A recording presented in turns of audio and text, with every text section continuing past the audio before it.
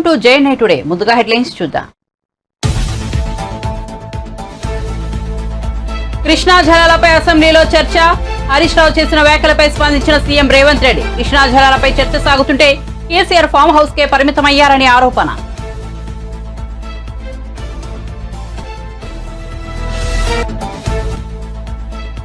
శ్రీకాకుళం నియోజకవర్గంలో శంఖారావం సభలో పాల్గొన్న నారా లోకేష్. టీడీపీ అంటే కార్యకర్తలేనని స్పష్టీకరణ. జగన్ ఉత్తరాంధ్రను విజయసాయి, వైవి సుబ్బారెడ్డిలకు అప్పగించేశాడని వ్యాఖ్యలు.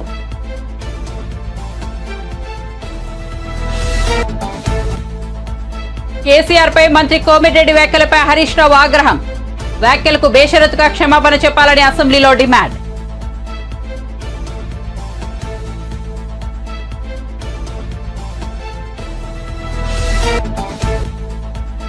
వైసీపీ తమ అభ్యర్థులనే కాదు ఓటర్లను కూడా మరో చోటుకి బదిలీ చేస్తోందన్న పురంధేశ్వరి. వచ్చే ఎన్నికల్లోనూ దొంగ ఓట్లతో గెలవాలనుకుంటున్నారని ఆరోపణ.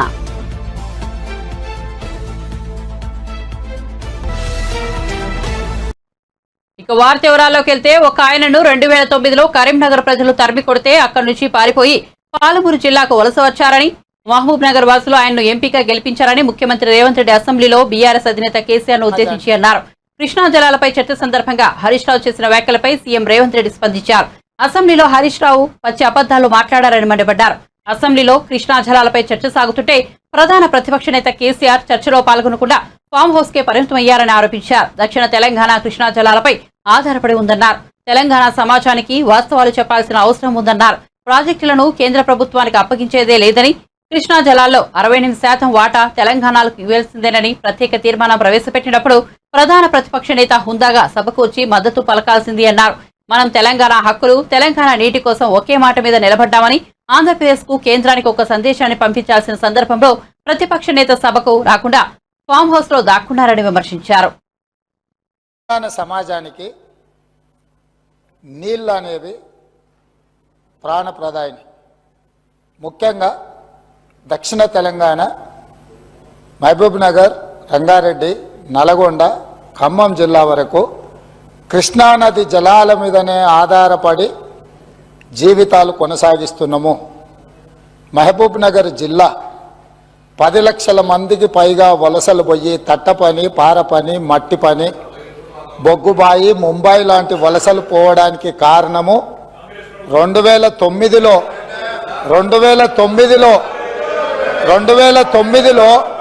ఒక వ్యక్తి కరీంనగర్ జిల్లా ప్రజలు తరుముతే అక్కడి నుంచి పారిపోయి పాలమూరు జిల్లాకు వలస వస్తే అయ్యో పాపం వలస వచ్చిండని చెప్పి ఆదరించి ఎంపీగా గెలిపిస్తే పోయి అదే పత్తాటు పోయిండు. హరీష్ రావు గారు ఎన్నిసార్లు చదివినా నేను ఒక్కటే మాట చెప్పదలుచుకున్నా, డిలేకి తేడా ఉంది. ఒకవేళ ఇంగ్లీష్ వీరికి రాకపోతే వెనకాల ఒక ఆయన ఇంగ్లీష్ షానొచ్చు అనేట ఆయన ఉన్నాడు, ఆయనను అడుగుండ్రి. సింపుల్ గా దీంట్లో ఏంది, you are also aware of the fact that both the states have agreed in principle to hand over the control of common projects, i.e. Srisailam and NSP and Nagarjuna Sagar project, in terms of gazette notification dated 15/7/2021. 15/7/2021 la ప్రాజెక్టులు ఏవేవి ఎట్లా hand over చేయాలనో complete గా gazette notify చేసింది అధ్యక్ష 15/7/2021. తర్వాత ఏమన్నారు వారు, but for want of finalisation of operational protocol of both dams handing over process being delayed. దీని అర్థము మేము కొన్ని కార్యక్రమాల వల్ల దీన్ని అప్పచెప్పడానికి కొంత ఆలస్యమే అయింది తప్ప మేము దీన్ని ఎక్కడ వ్యతిరేకిస్తలేదు. తెలంగాణ సమాజానికి నీళ్ళు అనేవి ప్రాణప్రదాయిని. ఏపీలో టీచర్ పోస్టుల నియామకాలకు రాష్ట్ర ప్రభుత్వం నేడు డిఎస్సి నోటిఫికేషన్ విడుదల చేసింది. 6100 టీచర్ పోస్టుల భర్తీ కోసం విద్యాశాఖ మంత్రి బొత్స సత్యనారాయణ నోటిఫికేషన్ విడుదల చేశారు. ఎస్జిటీలు 2280, స్కూల్ అసిస్టెంట్లు 2299, టీజీటీలు 1264, పీజీటీలు 215, ప్రిన్సిపల్స్ 42 పోస్టులకు నోటిఫికేషన్ విడుదల చేశారు. నేటి నుంచి ఫిబ్రవరి 21 వరకు ఫీజు చెల్లింపు గడువు, ఫిబ్రవరి 22 వరకు దరఖాస్తుల స్వీకరణ, మార్చి 5 నుంచి హాల్ టికెట్ డౌన్లోడింగ్ అవకాశం ఉంటుందని అధికారులు వెల్లడించారు. మార్చి 15 నుంచి 30 వరకు ఆన్లైన్లో పరీక్షలు నిర్వహించనున్నారు. ఉదయం 9:30 నుంచి మధ్యాహ్నం 12 గంటల వరకు ఒక సెషన్, మధ్యాహ్నం 2:30 నుంచి సాయంత్రం 5 గంటల వరకు రెండవ సెషన్ నిర్వహించనున్నట్లు తెలిపారు. 2018 సిలబస్ ప్రకారమే డిఎస్సి పరీక్షల నిర్వహణ ఉంటుందని, జనరల్ కేటగిరీ అభ్యర్థులకు గరిష్ట వయోపరిమితి 44 సంవత్సరాలు, రిజర్వ్డ్ కేటగిరీ అభ్యర్థులకు గరిష్ట వయోపరిమితి మరో 5 ఏళ్లు పెంచినట్లు తెలిపారు. పూర్తి వివరాలకు సైట్ను సందర్శించాలన్నారు. ఎవరైతే డిఎస్సి కోసం ఎదురు చూస్తున్నా అందరికీ కూడా ఆ రోజు చెప్పాం, 4-5 రోజుల్లో నోటిఫికేషన్ పోతున్నాం. ఆ రోజు నుంచి ప్రక్రియ ప్రారంభమవుతుంది. దాన్ని 12వ తారీఖు నుంచి ఆ ప్రక్రియలో మీ అందరూ కూడా మీ అవకాశాలు చూసుకుని అందరూ కూడా దాంట్లో ఇన్వాల్వ్ అవ్వాలని చెప్పి రిక్వెస్ట్ చేయడం జరిగింది. ఆ ప్రకారమే ఈరోజు వెబ్సైట్ని ఇవాళ లాంచ్ చేస్తున్నాము. దీంట్లో ఈ నోటిఫికేషన్ సంబంధించిన ఎన్ని సెంటర్స్ ఉన్నాయి, ఎక్కడెక్కడ ఉన్నాయి, ఏ తేదీల్లో ఉన్నాయి, ఎవరికి అవకాశం ఉన్న దగ్గర వారు డిఎస్సి కానీ అలాగే టెట్ కానీ ఈ రెండింటికి సంబంధించిన పూర్తి సమాచారాన్ని మీరు ఇచ్చిన వెబ్సైట్లో నోటిఫికేషన్ ఉంటుంది. దాంతోపాటు ముందుగా 2 జీవోలను కూడా ఈరోజు విడుదల చేస్తున్నాము. 0 నెంబర్ 11, 0 నెంబర్ 12. దాంట్లో వచ్చి విధానం అంటే ఎవరు క్వాలిఫై అవుతారు, ఏ సబ్జెక్ట్స్కి ఎన్ని మార్కులు ఉంటాయి, ఏ రకంగా వాటిని విధి విధానాన్ని కూడా ఈ జీవోల్లో ఇవి పొందుపరుచున్నాం. సో కాబట్టి ఇవాళ ఒకటిగా మనం చేసుకున్నాం. ఈ జీవోలకు సంబంధించి మా ప్రిన్సిపల్ రెడ్డి గారు, ప్రవీణ్ ప్రకాష్ గారు దీంట్లో ఉన్న కాంటెంట్ ఏంటి, ఏమి ఈ జీవోల్లో ఉన్న ఆబ్జెక్టివ్ అన్ని ఎవ్రీథింగ్ అంతా కూడా వారు ఎక్స్ప్లెయిన్ చేస్తారు. అలాగే కమిషనర్ గారు సురేష్ గారు వచ్చి నోటిఫికేషన్ సంబంధించిన అంశాలని మొత్తం అన్నింటినీ కూడా డీటెయిల్డ్గా వారు ఎక్స్ప్లెయిన్ చేస్తారు. ఆ తర్వాత మనం ఈ వెబ్సైట్ని వీటిని ఇప్పుడు ఇక్కడ లాంచ్ చేయడం జరుగుతుంది. ఆ తర్వాత ఇంకేమైనా మీకున్న ఇంకా అదనంగా సమాచారం కావాల్సి వచ్చినా మీకు ఏమైనా సందేహం ఉంటే అవన్నీ కూడా దాన్ని నివర్తిస్తాం. ఇవన్నీ కూడా పూర్తిగా కూడా పారదర్శకంగా, ట్రాన్స్పరెంట్గా ఇక్కడ తీసుకొచ్చేద్దాం. రాష్ట్రంలో ఉన్న ఎవరైతే డిఎస్సి కోసం ఎదురు చూస్తున్నా అందరికీ కూడా ఆ రోజు చెప్పాం, 4-5 రోజుల్లో నోటిఫికేషన్ పోతున్నాం. ఆ రోజు నుంచి ప్రక్రియ ప్రారంభమవుతుంది. దాన్ని 12వ తారీఖు నుంచి ఆ ప్రక్రియలో మీ అందరూ కూడా. టీడీపీ జాతీయ ప్రధాన కార్యదర్శి నారా లోకేష్ శ్రీకాకుళం జిల్లాలో శంఖారావం యాత్ర కొనసాగించారు. తొలుత నరసన్నపేట నియోజకవర్గంలో సభలో పాల్గొన్న నారా లోకేష్ శ్రీకాకుళం నియోజకవర్గంలో సభకు హాజరయ్యారు. ఈ సభలో ఆయన ప్రసంగిస్తూ టీడీపీ అంటే కార్యకర్తలేనని స్పష్టం చేశారు. కొందరు నేతలు వచ్చారు, వెళ్లారు, కానీ పార్టీకి అప్పుడు ఇప్పుడు ఎప్పుడు అండగా ఉండేది కార్యకర్తలు మాత్రమేనని కొనియాడారు. ఒక ఇసుకలో దోచేస్తున్నాడు ఈ జగన్. అందుకే ఇక్కడున్న ప్రజలందరికీ చెప్తున్నా, 2 నెలలు ఓపిక పట్టండి. జనసేన తెలుగుదేశం ప్రభుత్వం వస్తుంది. తప్పనిసరిగా ఇసుక ధరలు తగ్గించే బాధ్యత మేము తీసుకుంటాం. ఈ జగన్ ని చూస్తే ఒక కటింగ్ ఫిట్టింగ్ మాస్టర్ గుర్తొస్తాడు. ఏంటది? Cutting fitting master. ఈ జగన్ కి 2 బటన్లు ఉంటుంది. బల్ల పైన ఉన్న బులుగు బటన్, బల్ల కింద ఎర్ర బటన్. బల్ల పైన బులుగు బటన్ నొక్కుతాడు, అకౌంట్ లో 10 రూపాయలు పడుతుంది. అదే క్షణం బల్ల కింద ఎర్ర బటన్ నొక్కుతాడు, 100 రూపాయలు ఉష్యం పోతుంది. ఎట్లా పోతుందో చెప్పాలి కదా. కరెంటు ఛార్జీలు 9 సార్లు పెంచి బాధుడే బాధుడు. ఆర్టీసీ ఛార్జీలు 3 సార్లు పెంచి బాధుడే బాధుడు. ఇంటి పన్ను, చెత్త పన్ను, అన్ని పన్నులు పెంచి బాధుడే బాధుడు. రేపో మాపో వాలంటీర్ వాసి వస్తాడు, ఒక గొట్టం తీసుకొచ్చి ఉఫ్ అని ఊదమంటాడు. ఎవరు ఊదతండి, ఊదితే అమ్మాయితో గాలి పీల్చుతున్నావు అని గాలి పైన కూడా పన్నేస్తాడు ఈ జగన్. ఇంకా president medal, Andhra gold, boom boom, quarter bottle పైన కూడా బాధుడే బాధుడు. ఇంకా కట్టింగ్ మాస్టర్ అని చెప్పే కదా, అన్న క్యాంటీన్ కట్, పెళ్లి కానుక కట్, పండగ కానుక కట్, విదేశీ విద్య cut, school fee reimbursement cut, 6 లక్షల వృద్ధులకు రావాల్సిన పెన్షన్ కట్, ఏకంగా డ్రిప్ ఇరిగేషన్ కట్.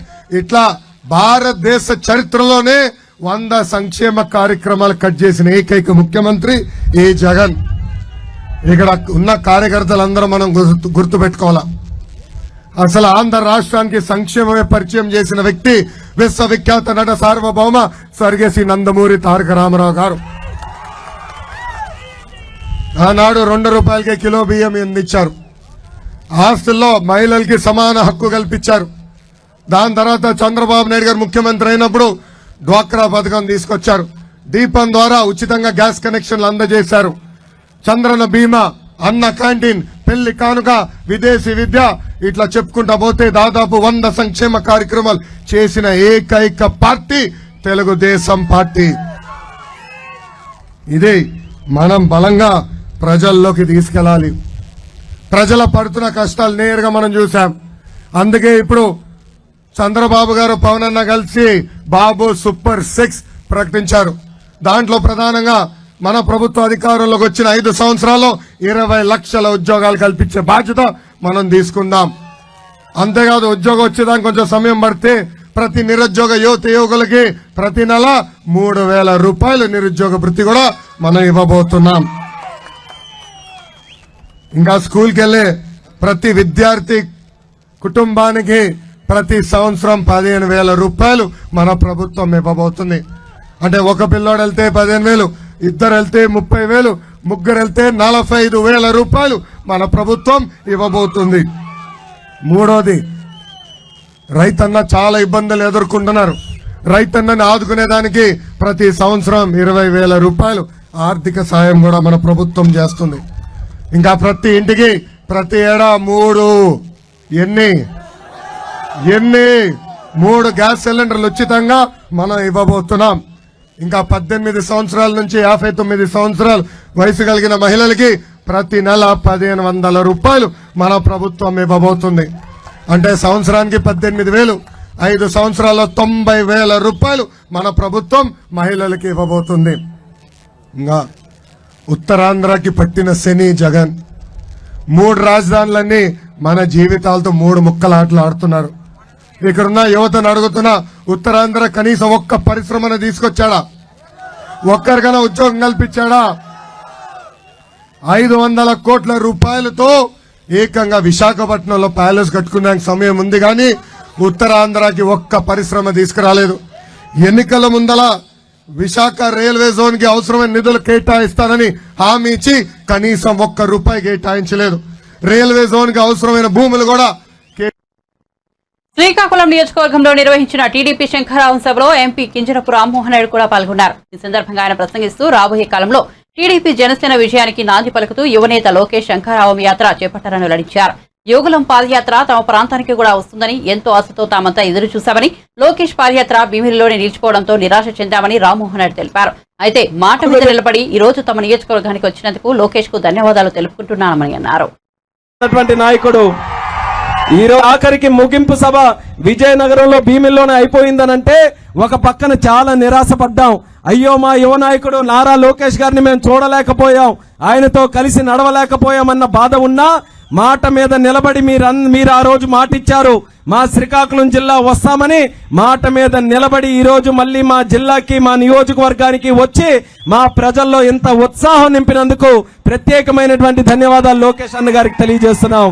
ఈ రోజు చూశారు ఏ రకంగా మీ రాకతో శ్రీకాకుళం నియోజకవర్గం పులకరిస్తుందో, ఎంత ఉత్సాహంగా మా కార్యకర్తలు ఈ రోజు కదలి వస్తున్నారో. ఒక ఆడపడుచులే కాదు, మహిళలతో పాటు రైతులు గాని, యువకులు గాని ప్రతి ఒక్కరు కూడా ఈ రోజు కలిసికట్టుగా ఈ యొక్క సభని ఇంత విజయవంతంగా ముందుకు వచ్చారనంటే అందరి చూపు మీ మీద ఉంది, అందరి తాలూకా ఆశ కూడా మీ మీద ఉందనేది కూడా లోకేష్ అన్న గారికి ఈ సందర్భంగా తెలియజేసుకుంటున్నాను. కాంగ్రెస్ ప్రభుత్వం 6 గ్యారంటీల వైఫల్యాలను ఎండకట్టవే లక్ష్యంగా బస్సు యాత్రలు నిర్వహిస్తామని రాజ్యసభ సభ్యుడు లక్ష్మణ్ అన్నారు. హిందువుల మనోభావాలను కాంగ్రెస్ పార్టీ దెబ్బతీస్తుందని ఫైరయ్యారు. బీజేపీ స్టేట్ ఆఫీసులో ఆయన మీడియాతో మాట్లాడుతూ ప్రధాని నరేంద్ర మోదీ కులాన్ని పదే ప్రశ్నిస్తూ కాంగ్రెస్ బీసీలను అవమానిస్తోందని మండిపడ్డారు. కాంగ్రెస్ నేతలకు కూడా కేంద్ర ప్రభుత్వం భారతరత్న ఇచ్చిందని తెలిపారు. అంబేద్కర్ కు భారతరత్న ఇచ్చేందుకు కాంగ్రెస్ కు మనసు రాలేదన్నారు.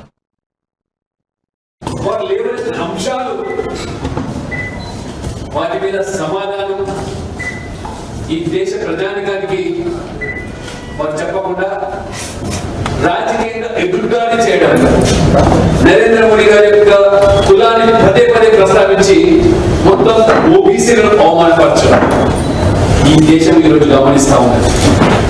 నెహ్రూ గారి యొక్క పాలనలో ఏ రకంగా ఎస్సీ ఎస్టీలను బీసీలను నాయకత్వాన్ని వారి ప్రయోజనాలను అంచివేశాడో చాలా స్పష్టంగా నరేంద్ర మోడీ గారు నెహ్రూ గారు ప్రధానమంత్రి హోదాలో ముఖ్యమంత్రి అందరూ కూడా లేఖలు రాసి ఎస్సీ ఎస్టీ బీసీల రిజర్వేషన్ అంశం వచ్చినప్పుడు ఈ రకమైన రిజర్వేషన్ కనుక దేశంలో అమలు చేసినట్లయితే ప్రతిభ పూర్తిగా మంట కలిసిపోతుంది. రెండవ శ్రేణి సెకండ్ గ్రేడ్ సిటిజన్స్ ఈ దేశం తయారు చేస్తుంది. 80% కూడా ఈ కులాల పేరు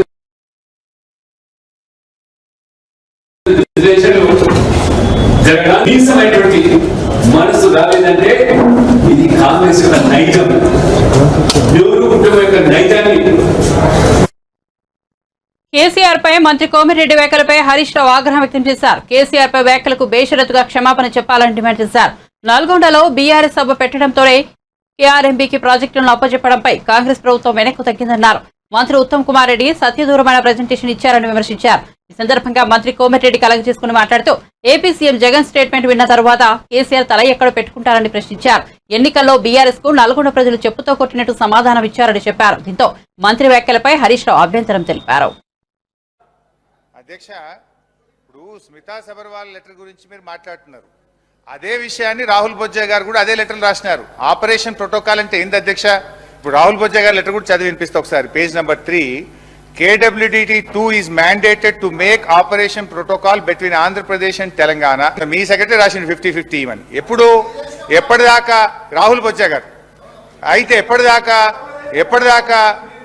ఎప్పటిదాకా ఆపరేషన్ ప్రోటోకాల్ ఫైనల్ అయ్యేదాకా అని రాశాడు. అదే విషయాన్ని స్మితా సబర్వాల్ రాసింది తప్ప ఇంట్లో కొత్త విషయం లేదు. అనవసరంగా ఇంట్లో అనలేదో ఉందని చెప్పాల్సిన అవసరం అంతకంటే లేదు. ఇకపోతే అధ్యక్ష, ఇవాళ గౌరవనీయులు ముఖ్యమంత్రి గారు కానీ కొంతమంది కేసీఆర్ గారి గురించి వ్యక్తిగతంగా తులనాడుతూ ఉన్నారు అధ్యక్ష. వాస్తవానికి తెలంగాణ ఉద్యమం ప్రారంభించినప్పటి నుంచి కూడా కేసీఆర్ గారి మీద చాలా మంది గత సమైక్యవాదులు, అప్పటి కాంగ్రెస్ నాయకులు, వాళ్ళ అడుగులకు మడుగులు వస్తే కొంతమంది తెలంగాణ నాయకులు కూడా వ్యక్తిగతంగా ఆయన దూషించే ప్రయత్నం చేసినారు. కానీ దురదృష్టం ఏంటంటే ఒక రాష్ట్రాన్ని సాధించినటువంటి వ్యక్తి ఇవాళ కేసీఆర్ గారే లేకపోతే ఈ తెలంగాణ రాష్ట్రం లేదు, ఈ రేవంత్ రెడ్డి గారు ఇక్కడ ముఖ్యమంత్రిగా కూర్చునే అవకాశం లేదు అధ్యక్ష. ఎందుకంటే కేసీఆర్ గారు ఆయనను నిందిస్తే మేమేం బాధపడలే అధ్యక్ష. ఈరోజు మా పోరాటం ఏంది? కేసీఆర్ గారిని నిందిస్తే సరే ప్రజలు చూసుకుంటారు. మాకు చాలా మంది ఫోన్లు కూడా చేసినారు. ఈ ముఖ్యమంత్రి గారి భాష చూసి మేధావులు, చాలా మంది విఘ్నులు మాకు ఫోన్ చేసి ఇదేం భాష అని కూడా బాధపడే సందర్భాలు ఉన్నాయి. అది వారి విఘ్నతకు వదిలేస్తాం, ప్రజలు చూసుకుంటారు. అయితే అధ్యక్ష, ఆయన మా సీఎం మాజీ ముఖ్యమంత్రి గారి మీద ఇష్టం ఉన్నట్టు వారు మాట్లాడొచ్చు, కానీ మేము చెప్పొద్దా సార్? నేను సబ్జెక్టు డివియేట్ చేసింది వాళ్ళు. I have to give rejoinder అధ్యక్ష. ఇప్పుడు ఆనాడు తెలంగాణకు అవమానాలు జరిగితే కేసీఆర్ గారు తనకు అవమానం జరిగిందని భావించి ఆ రోజు ఒక్కడిగా బయలుదేరిండు, ఎదురొడ్డిండు, పోరాడిండు, ఇవాళ తెలంగాణ రాష్ట్రాన్ని సాధించిండు అధ్యక్ష మళ్ళీ ఒక్కసారి, ఎందుకంటే ఒక్కడిగా బయలుదేరిండే ముచ్చట గురించి simple it is very simple అధ్యక్ష. ఇది ఎప్పుడు ఏ రోజు మాట్లాడినారు ఈఎన్సీ గారు? 1 ఫిబ్రవరి రోజు మాట్లాడినారు. అన్ని టీవీల్లో వచ్చినాయి, అన్ని పేపర్లలో వచ్చాయి. దాని వెంటనే ఒకవేళ తప్పయి ఉంటే 2వ తారీఖు మినిస్టర్ గారో ఇరిగేషన్ సెక్రటరీ గారో ఈఎన్సీ మాట్లాడిన తప్పు అని ఖండించాలి కదా, ఒక రిజైండర్ రావాలి కదా. రాలేదు. ఇవాళ వాస్తవాలు బయట పెడితే ఒక అధికారి మీదకి నెట్టేసి మీరు తప్పించుకునే ప్రయత్నం చేస్తున్నారు. ఇంకోటి బట్టి గారు, ఇప్పుడు నేను మీ ప్రభుత్వం వచ్చినాక జరిగిన ఫస్ట్ మీటింగ్ మినిట్స్ చూపించినాను, సెకండ్ మినిట్స్ మీ చూపించాను, మీ రాహుల్ బొజ్జా గారు లెటర్ చూపించాను, వీడియో చూపించాను. అన్నిట్లలో కూడా స్పష్టంగా మీరు అప్పచెప్తామని ఒప్పుకున్నారు. అది కూడా మీరు ఎప్పుడు చేరుకున్నారు? మేము బయటకు వచ్చి పోరాటం చేస్తామని మిమ్మల్ని గట్టిగా ప్రశ్నించిన తర్వాత ఇవాళ అసెంబ్లీలో తీర్మానం పెట్టారు. అయితే అధ్యక్ష, నేను ఒక విషయం రిక్వెస్ట్ చేస్తున్నా మీతో. మీ తీర్మానానికి మేము సంపూర్ణంగా మద్దతు తెలియజేస్తాం. కానీ మీరు దీనికంటే ముందు జరిగిన 2 మీటింగుల్లో బోర్డుకు అప్పచెప్తామని తొందరపాటున ఒప్పుకున్నాము, తప్పైంది అని క్షమాపణ కోరి అడగండి. Yes, we will support. మీరు క్షమాపణ చెప్తే అది మీ హుందాతనము, మీ గౌరవం. మీరు క్షమాపణ స్పీకర్ గారు, హరీష్ రావు గారు. ఏపీలో మాటల మంటలు ముదురుతున్నాయి. ఎన్నికలు దగ్గర పెడుతుండటంతో పార్టీలన్నీ ఒకరిపై ఒకరు ఆరోపణలు గుప్పించుకుంటున్నారు. ఆదివారం శంఖారావంపేట యాత్ర ప్రారంభించారు టీడీపీ జాతీయ ప్రధాన కార్యదర్శి నారా లోకేష్. ఇచ్చాపురంలో ఈ యాత్ర ప్రారంభం కాగా ఈ కార్యక్రమంలో మాట్లాడుతూ వైసీపీపై ఓ రేంజ్ లో మాటలు దాడి చేశారు. అయితే లోకేష్ మాటలకు మంత్రి సీదిరి అప్పలరాజు కౌంటర్ ఇచ్చారు. పలాసలో మీడియా సమావేశం ఏర్పాటు చేసిన సీదిరి అప్పలరాజు లోకేష్ మాట్లాడేవన్నీ పచ్చి అబద్దాలంటూ ఎద్దేవా చేశారు. ఏడాదికి ఒక డిఎస్సీ ఇస్తామంటున్న లోకేష్ చంద్రబాబు హయాంలో ఎన్ని టీచర్ జాబులు ఇచ్చారో చెప్పాలని నిలదీశారు. నువ్వులరే మంచినపేట దగ్గర ఇచ్చినటువంటి ఎఫ్ఎల్సీ పనులు కావాలని ఆపినాం మేము. హార్బర్ కట్టిస్తావు, ఎలాగైపోయి నువ్వు మంత్రి, నువ్వు ఎక్కడ నువ్వు గెలిచావు? నువ్వు మంత్రి అయిపోవడానికి నీకున్న అర్హత నువ్వు మంత్రిగా పనిచేయడానికి. చంద్రబాబు మంత్రి అయిపోతావు నువ్వు ఏంటిది? నాకు అర్థం కాదు. ఏమి ఈ ఆంధ్రప్రదేశ్ మీ బాబు జాగీర్ అనుకుంటున్నావా? ఈ ఆంధ్రప్రదేశ్ ప్రజలు చంద్రబాబు బాధితులు అనుకుంటా ఉన్నావా? నీకు సమాధానం చెప్పి తీరాను. మీ బాబు కట్టిన పోర్టులు ఎక్కడ? మీ బాబు కట్టిన హార్బర్లు ఎక్కడ? 14 సంవత్సరాలు మీ బాబు గాడిదలు కాసరి 980 కిలోమీటర్ తీర ప్రాంతంలో. The hell are speaking? చాలా ఆవేదనతో ఈరోజు నేను మాట్లాడుతూ ఉన్నాను. ఈ రాష్ట్రంలో ఉద్యోగాల గురించి చాలా పెద్ద ఎలివేషన్ ఇచ్చాడు. మీరు అబ్జర్వ్ చేస్తారో లేదు? ఉద్యోగాల గురించి మాట్లాడుతూ డిఎస్సి ఉద్యోగాలు మనము 6100 ఉద్యోగాలు ఇచ్చామని చెప్పి, మరి వాళ్ళ నాన్న హయాంలో ఎన్ని ఉద్యోగాలు వచ్చాయని చెప్పి విశ్వవిఖ్యాత నవరస నట సార్వభౌమ నందమూరి తారక రామారావు గారు అలాగే చంద్రబాబు గారు కలిపి 1,70,00,000 ఉపాధ్యాయ ఉద్యోగాలు ఇచ్చాం. ఏంద్రా బాబు ఇది? నాకు అర్థం కాదు. 1,70,00,000 ఉపాధ్యాయ ఉద్యోగాలేమో ఇచ్చారట. ఎక్కడున్నాయి? ఎక్కడున్నాయి? మీరెవరు విన్నారా లేదా స్పీచ్లో? బాబు ఈనాడు వారు ఎక్కడ విన్నారా నాయనా? అయ్యా ఏబిఎన్ వారు మీరు కూడా విన్నారా? ఇది TV5 వారు ఎవరు లేరా ఇక్కడ? దయచేసి ఆ 1,70,00,000 ఉపాధ్యాయ ఉద్యోగాలు ఎక్కడో మాకు చూపించాలా. దానికి మళ్ళీ ఎలివేషన్ విశ్వవిఖ్యాత నవరస నట సార్వభౌమ నందమూరి తారక రామారావు గారట. రామారావు గారు తక్కువ చేసిన మాట్లాడడం. నువ్వు తప్పు మాట్లాడుతున్నావో, రైట్ మాట్లాడుతున్నావో, తెలిసి మాట్లాడుతున్నావో, తెలియక మాట్లాడుతున్నావో ఏడుతుంది నాకు అర్థం కాదు. 1,70,00,000 ఉద్యోగాలు నిజంగా నువ్వు ఇచ్చుండుంటే ఈ రాష్ట్రంలో ఉన్న కుటుంబాలు 1,62,00,000 కుటుంబాలు ఉన్నాయి. మనం ఎన్ని ఉన్నాయి? 1,62,00,000 కుటుంబాలు ఉన్నాయి. పోనీ మీ నాన్న కంబైన్ ఆంధ్రప్రదేశ్ పనిచేశాడు కదా 10 సంవత్సరాలు. తెలంగాణ ఇది మనం కలిపి కదా. తెలంగాణలో ఎన్ని ఉంటాయి? ఆన్ అండ్ యావరేజ్ 1,20,00,000 కుటుంబాలు ఉంటాయి. పెద్ద ఇదేమి పెద్ద ఆన్ అండ్ యావరేజ్ ఉండడానికి అంటే 52-48 కదా రేషియో మంది ఉంటే. 1,20,00,000 కుటుంబాలు అక్కడ ఉంటే మనం 1,62,00,000 కుటుంబాలు అంటే మొత్తంగా కలిపితే 2,82,00,000 కుటుంబాలు ఈ 2 రాష్ట్రాలు కలిపి ఉన్నాయని అనుకుందాం. ఇందులో నువ్వు 1,70,00,000 1,70,00,000 ఉద్యోగాలు ఇచ్చేస్తే దాని అర్థం ఏంటి? ఏపీలో ఎన్నికల వేడి పెరిగే కొద్దీ అధికార పక్షం వైసీపీలో అసంతృప్తుల సంఖ్య అంతకంతకు అధికమవుతోంది. తాజాగా YCP MLA party BCCL president Janga Krishnamurthy వ్యతిరేక గళం వినిపించారు. బీసీలకు పదవులు ఇచ్చారు కానీ అధికారాలు ఏవి అని ప్రశ్నించారు. కీలక పదవులన్నీ ఒక సామాజిక వర్గం చేతిలోనే ఉన్నాయని, బీసీలకు నామమాత్రం కూడా అధికారులు లేవని ఆవేదన వ్యక్తం చేశారు. నేతి బీరకాయలో నెయ్యి ఎంత ఉంటుందో వైసీపీలో సామాజిక న్యాయం కూడా అంతేనని జంగా కృష్ణమూర్తి వ్యాఖ్యానించారు.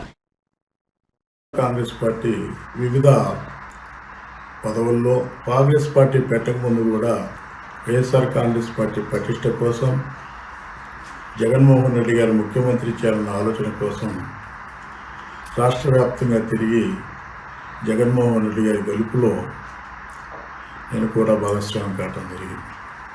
వైఎస్ఆర్ కాంగ్రెస్ పార్టీ యొక్క పరిస్థితి జగన్మోహన్ రెడ్డి గారి యొక్క ఒంటెద్ద పోకడ చాలా స్పష్టంగా కనపడుతుంది.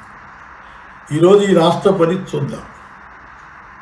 ఒక రాజధాని లేనటువంటి రాష్ట్రంగా, అంతేకాకుండా ఈ రాష్ట్రంలో ఉన్నటువంటి అత్యధిక జనాభా ఉంటే బీసీ వర్గాలకు సంబంధించి ఒక తరం ఆలోచిస్తే ప్రతి ఒక్కరు కూడా ఈ దేశానికి స్వతంత్రం వచ్చి 75 సంవత్సరాలు అవుతున్నప్పుడు కూడా వారి యొక్క అభివృద్ధిలో, వారి యొక్క పురోభివృద్ధికి తోడ్పడాల్సినప్పుడు అవసరం ఉంది. ఏదో నా ఎస్సీ, నా ఎస్టీ, నా బీసీ, మైనార్టీ వర్గాలని మాట్లాడుతున్నారు తప్ప వారి యొక్క మనోగతాలు అర్థం చేసుకునే ప్రయత్నిగా తాత్కాలికంగా కొన్ని పదవుల్ని పనిచేయడం చేసి ఆ పదవులు ఇచ్చాం, వేరు అభివృద్ధి వైపు సమాజంలో సామాజిక న్యాయం జరిగింది, సమాజంలో మార్పు వచ్చింది, బడుగు బలహీన వర్గాలతో బీసీ, ఎస్సీ, ఎస్టీ, మైనార్టీ వర్గాలకు సంబంధించిన అన్ని విధాలుగా అభివృద్ధి చెందారని మాట్లాడటం కానివ్వండి, ఈయన జగన్మోహన్ రెడ్డి గారు మాట్లాడినటువంటి సామాజిక న్యాయం కానివ్వండి, ఇది వాస్తవం కాదు. ఈరోజు జగన్మోహన్ రెడ్డి గారి యొక్క సామాజిక న్యాయం నేతి బీరకాయల్లో నెయ్యంత నిజమో జగన్మోహన్ రెడ్డి గారి యొక్క సామాజిక న్యాయం అంత నిజం. ఈ రాష్ట్ర బీసీ వర్గాలకు సంబంధించి, ఈ రాష్ట్రంలో 139 బీసీ వర్గాలకు సంబంధించిన వాళ్ళకు కూడా మనం చేసి ఆ రోజు కష్టపడ్డాం. AP BJP chief Daggubati Purandeswari YCP నాయకత్వంపై ధ్వజమెత్తారు. సీఎం జగన్ వైసీపీ చెబుతున్న వైనాట్ 175 నినాదం వెనుక భారీ కుట్ర దాగి ఉందని అన్నారు. రాబోయే ఎన్నికల్లోనూ అక్రమ ఓట్ల సాయంతో గెలవాలని భావిస్తున్నారని, అందుకే ఒక నియోజకవర్గం నుంచి మరో నియోజకవర్గానికి అభ్యర్థులతో పాటు ఓటర్లను కూడా బదిలీ చేస్తున్నారని ఆరోపించారు. ఆ ఓట్ల దందాను సీఎం జగన్ నడిపిస్తున్నారని ఆరోపించారు. బీజేపీ శ్రేణులు ఈ విషయంలో అప్రమత్తంగా ఉండాలని, అక్రమాలను అడ్డుకోవాలని పురంధేశ్వరి పిలుపునిచ్చారు. ఓట్లున్నాయో ఆ రోజు విష్ణుకుమార్ రాజు గారు చాలా స్పష్టంగా చెప్పారు.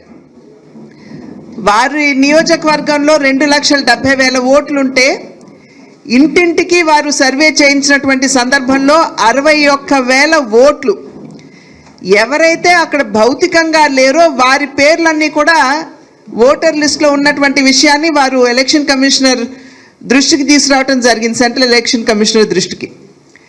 అదేవిధంగా మేము కూడా భారతీయ జనతా పార్టీ ఆ రోజు విష్ణుకుమార్ రాజు గారు మేమందరం కూడా ఒక డెలిగేషన్గా వెళ్ళినటువంటి సందర్భంలో ఒక్క తిరుపతి బై ఎలక్షన్లోనే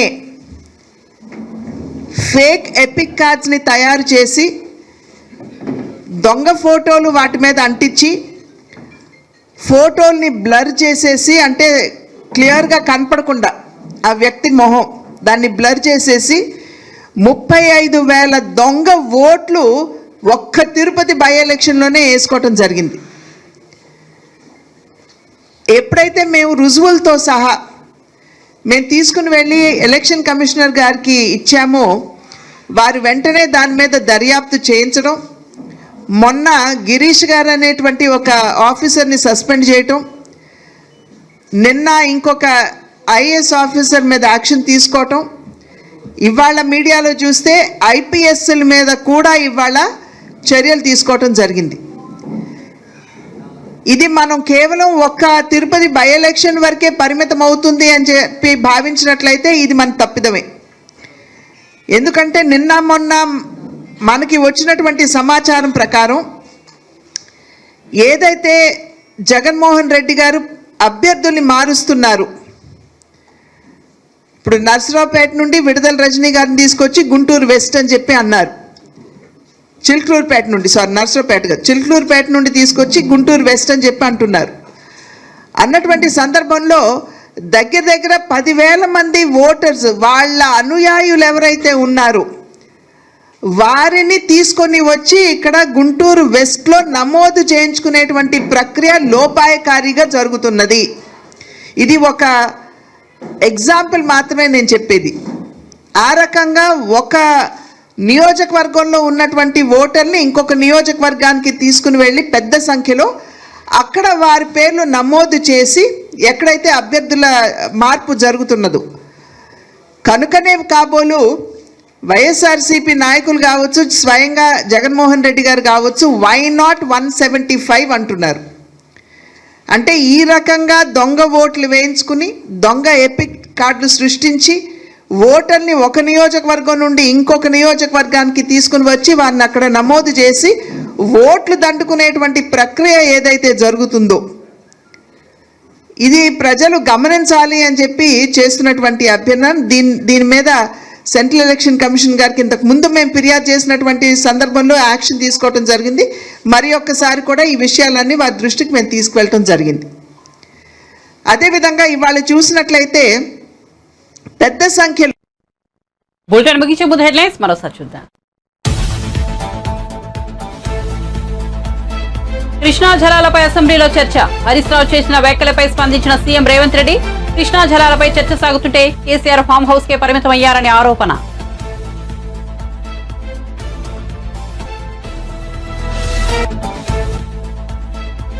శ్రీకాకుళం నియోజకవర్గంలో శంఖారావం సభలో పాల్గొన్న నారా లోకేష్. టీడీపీ అంటే కార్యకర్తలేనని స్పష్టీకరణ.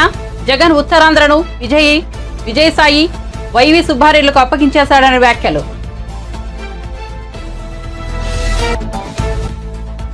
కేసీఆర్ పై మంత్రి కోమిటిరెడ్డి వ్యాఖ్యలపై హరీష్ రావు ఆగ్రహం. వ్యాఖ్యలకు బేషరతుగా క్షమాపణలు చెప్పాలని అసెంబ్లీలో డిమాండ్.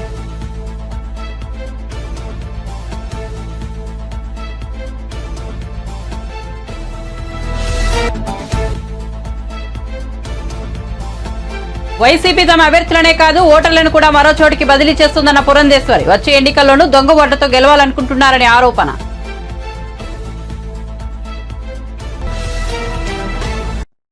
మరిన్ని అప్డేట్స్ కోసం చూస్తూనే ఉండండి జై9 టుడే.